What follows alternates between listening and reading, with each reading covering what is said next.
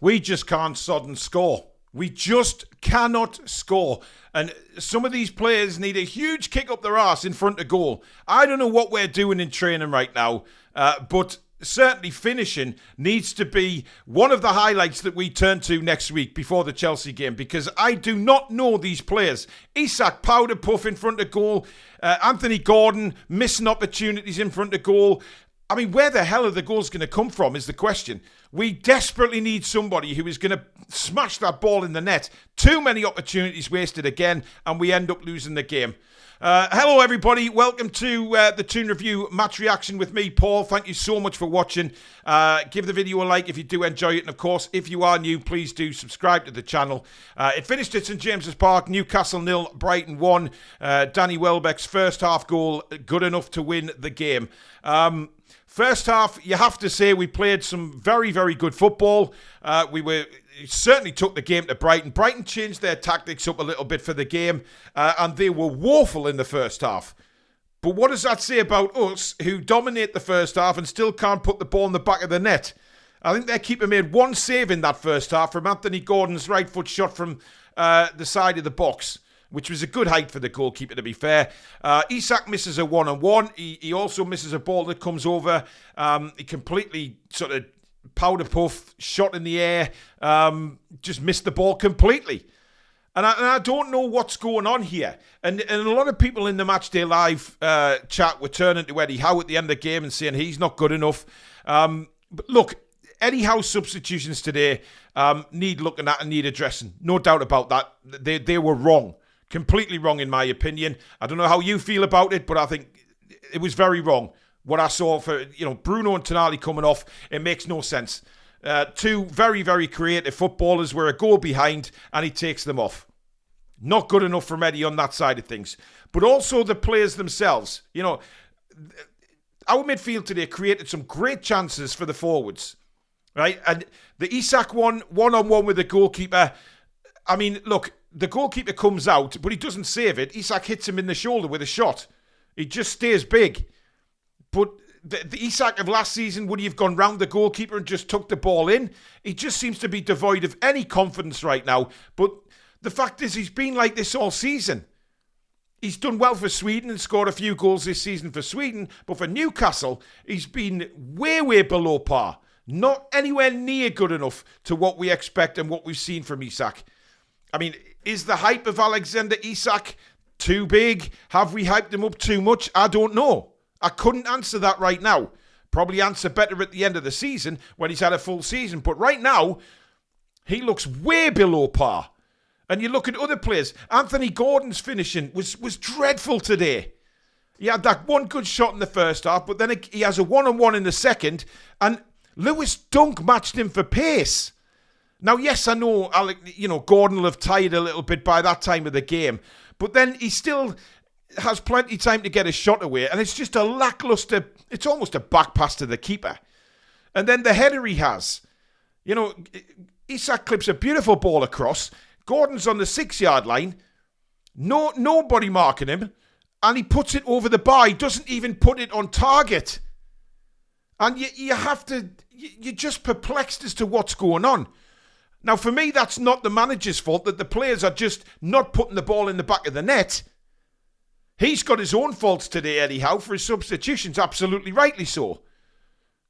But you look at some of the players and you think, how are they not taking opportunities when we're so used to them putting the ball in the back of the net in recent seasons? I'm really perplexed at today's game.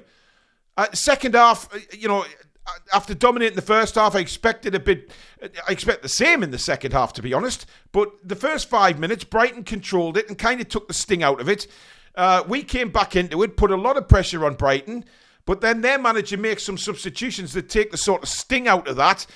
You could see what he was trying to do. Just shore up the defence, bulk up the midfield and hang on to the lead.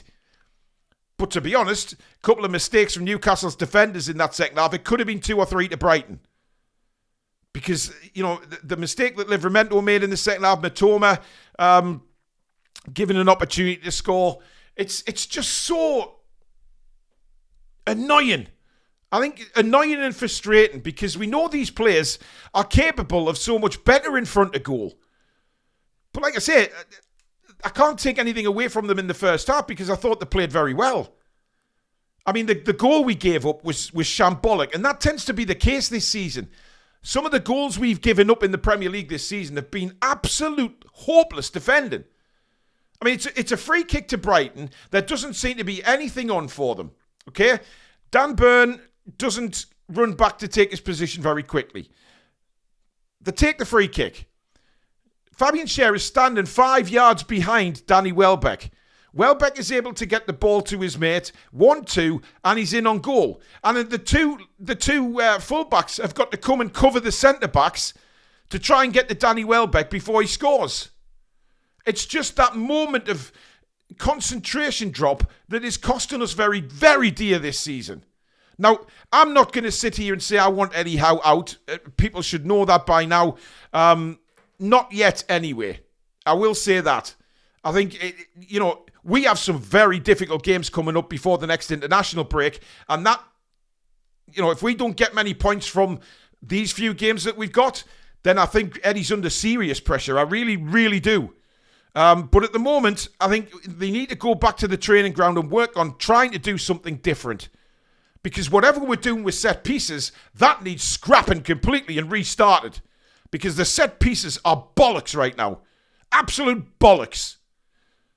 We don't threaten. Like Alex said at the end of the show today, we had 19 corners in the last 2 games. And we've created bugger all from them. Absolute naff all from these corners. The free kicks. We've seen a couple of free kicks today just float over the back post and disappear. And no pressure at all on the defence. And, Brighton will sit there and go, well, we can deal with these all day. Corners and free kicks for Newcastle are not threatening at all. We can deal with them. And that's exactly what Brighton did. Their whole aim in that game today was to come and frustrate us, and it's like a smash and grab. And congratulations to Brighton, because they did the job perfectly. I thought they were rotten in the first half, and I think Brighton fans will probably look at it and think, what the hell are we doing? But second half, they were much better. We huffed and puffed in the second half. We tried to get goals, but we just can't score. And when you've got players like Barnes, Isak, Gordon, all in the team, and you can't score goals, you have to be worried about that. You've got to be worried that we haven't scored from open play for so long now. It's all right getting the odd penalty, but if you can't score from open play, you're not going to win football games. It's as simple as that. It's not rocket science. But for some reason, the confidence of Isak is way down. He looks a shadow of the player that he was. Because it's not just today that he hasn't played well. So it's not like, saying, oh, he's rusty because he's come back from injury. He's been garbage all season. And Anthony Gordon looked really lively in that first half. He was taking players on. He was closing the goalkeeper down. But it's all right doing that. It's fine doing that. But then when it comes to the crunch of putting the ball in the back of the net, we don't have anybody that can do it right now. And you have to fear going to Stamford Bridge and then Arsenal at home in the Premier League. Fucking hell, man. I mean, these are 2 really tough games coming up. And if we are struggling to score goals, you just wonder what results are going to come by. But Eddie Howe's substitutions today, completely, utterly balls, right? You do not... Tonali was taken off. Somebody needs to tell me why he was taken off. I mean, as I'm recording this video, I don't know what Eddie said in his post-match conference. But why? He didn't look injured. He didn't look like he was tired. He's still one of the most creative players we've got on the pitch, and we're 1-0 down. And then he takes Bruno off. So without them 2, and the fact is we've got a week till the next game. So we don't need to bring players off to rest them.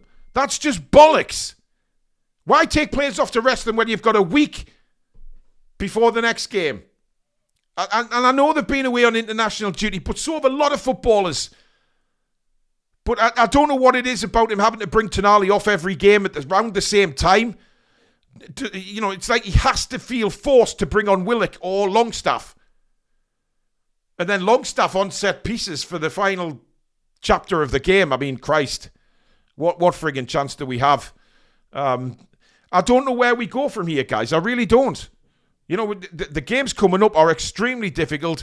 We play well for a period of time, and then we sort of go back in our shell. Then our manager makes substitutions that take the sting out of our performance. Joe Willock looks like he's lost a yard of pace. I just don't know. I just don't know. It's really frustrating. Like I say, I'm not Eddie Howe out yet. I know a lot of fans are and saying that his time is up. He's took us as far as he can. That's fair enough. That is your opinion. I want to see Eddie win something with Newcastle United, but if he keeps making mistakes with his substitutions and somehow the players just keep misfiring, we're not going to get anywhere, guys, because we could look at the next international break and think, wow, you know, we haven't won a game between the international breaks and we're just floating around in lower mid-table. Because, you know, if you look at how we played this season, that's probably where we belong, in all honesty, because we ain't been good. But I just think I was really pleased with the first half performance because we passed it around, we attacked well, but again, we're powder puff in front of goal. And that's got to be a worry for everybody. You know, the fact that we are so poor in front of goal right now. But listen, what would you do? Right, I'm saying it to you now. What would you do to improve the goal scoring? Would you change the formation? What would you do? Let me know in the comments. But thank you very much for watching. It's a very, very frustrating. I'm angrily frustrated today, I have to say. But you know what? It's another one of these roller coaster rides with Newcastle United that we're so used to having as fans. You know, when you think you're going to get something out of a game and then it just ends up being a bit of a naff, really. But there you go. Thank you very much for watching, guys. Do join us live at 7 o'clock tomorrow night, 7 o'clock Sunday night for the review, where we'll take a deep dive into the game. We'll also do the player ratings and stuff like that. But give it a thumbs up if you enjoyed the video. And, of course, subscribe if you're new to the channel and you like what you see. Try and enjoy the rest of your weekend, folks. I know it's Newcastle losing. Always puts a downer on it. But we will see you very soon. Take care.